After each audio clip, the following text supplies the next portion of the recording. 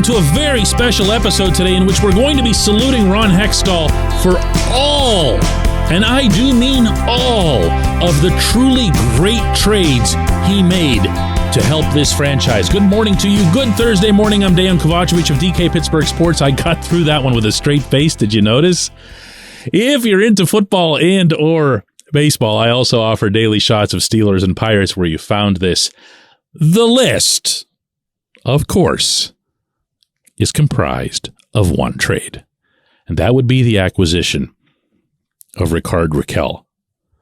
And to the credit of everyone else, and I do mean everyone else, observing this trade, it was recognized universally as being exactly that.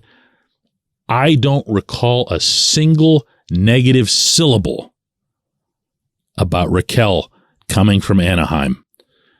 And oh, by the way, since then, I can't think of a time anyone's really ever even criticized the guy. I'm talking about for just a bad game or something. His consistency is through the roof.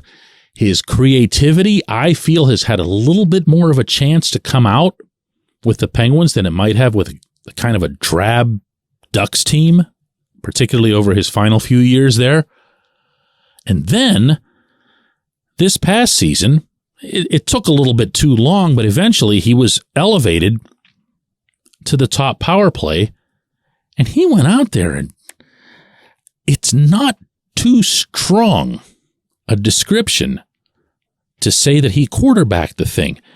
Now, I know there's all kinds of different definitions of quarterbacking a power play, and there's still way too many people who limit that to a point man. It does not have to be a point man. Believe you me, when Mario Lemieux was on the power play, wherever he happened to be, he was quarterbacking the power play. We've seen that with others, not least of whom is Jaromir Jagr. Phil Kessel did it very impressively in the Penguins' past 2 cup runs. And I happened to spend a significant portion of my last night, going through Rakell film for a Drive to the Net hockey analysis feature that I have up on DK Pittsburgh Sports this morning. And it was all focused on his power play work. And I got to tell you, I was at these games. I was watching from the press box overhead. I'd like to think, even in the moment that I was analyzing, and I did not have a fraction of the clue I should have had as to how important he'd become to that power play, especially over the final dozen or so games. Almost everything was running through him. This is a very, very good hockey player. I am breaking no news here to anyone who follows this franchise even peripherally. So what's my point? I believe that this player is undervalued even internally. Now, I can't know how that applies to Kyle Dubas. I certainly can't know how it applies to the people he's either recently hired or promoted to new positions. But my hope is that in a more modern and analytical culture, that there will be a greater understanding of what Rakell brings. Because I can tell you without hesitation that over the 2022-23 season, that was not gotten on the inside. Hextall made the trade. You can't take that away from him. And it was a good, smart trade, fair exchange, all that other stuff.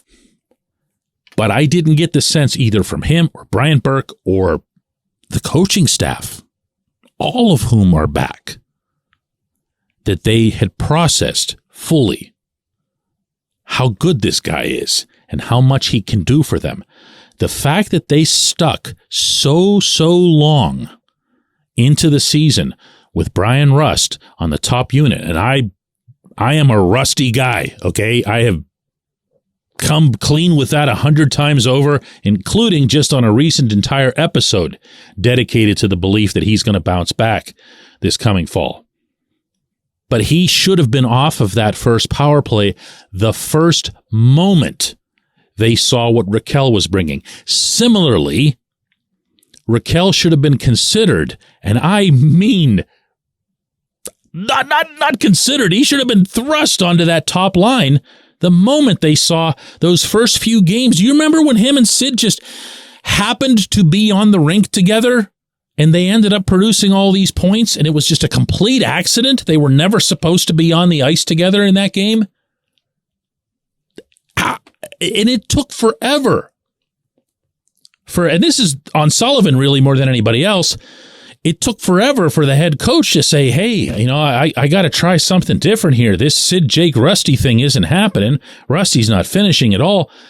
And he just wouldn't do it. And this is where I'm talking about Dubas and the whole culture and all kinds of people being able to speak their minds and to be heard, including by the head coach, to offer him information. Don't shove it in his face. Don't tell him what to do, but offer him the information.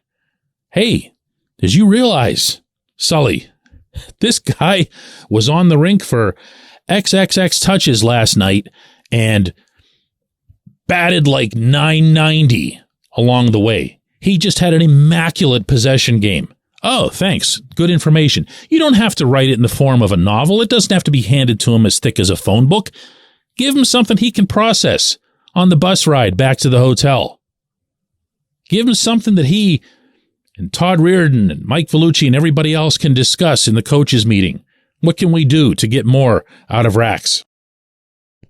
But I'm going to say this now. There is no way that Rakell shouldn't be on this team's first line next to Sid and Jake. And I'll go a step further. There's no way Rakell shouldn't be on the top power play unit. Yes, including when Jake is back. Yes, including the arrival of Erik Karlsson. That's what I describe in the Drive to the Net column that's up on the site this morning. When we come back, J1Q.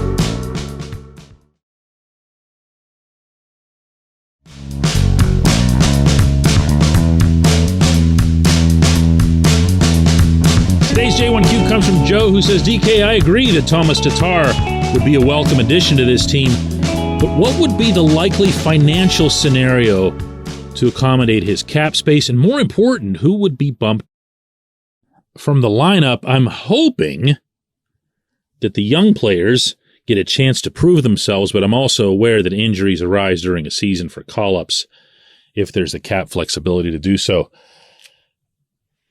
I don't have a person that I would throw out of the equation at the moment because we have yet to see the camp competition that's going to forge the third and fourth lines.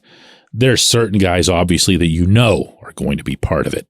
Lars Eller is absolutely going to be part of it. Matt Nieto, Noel Acciari, Drew O'Connor. But I know that there's room for Tatar in this lineup because I know that all of the names that I just read to you, even Eller, aren't going to get 20 goals. And Tatar is. You give him a regular shift, he's going to get 20 goals. And I'll repeat that he led the Devils with a plus 41 rating. Plus 41 this past season. Honestly, I'm surprised he's still out there. Never mind waiting for even just a one-year deal that avoids a tryout type contract. So I guess my answer would be that it would be anyone who wouldn't score significantly. Sometimes that's just a player going into a funk. We saw a lot of that with Danton Heinen. I'm going to keep comparing, as I did on the original episode about Tatar this week, Heinen to Tatar, but only in the sense of what their MOs are in hockey. Tatar's a better hockey player than Heinen. He's better than Heinen at everything.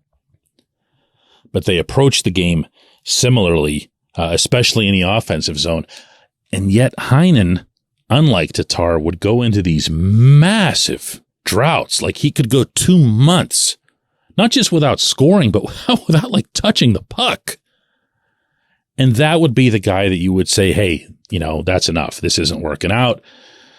Sit on the bench for a few games. We'll see if you got it when you come back. Now, who is that with this group? I don't know. I don't know. We're going to see that in camp.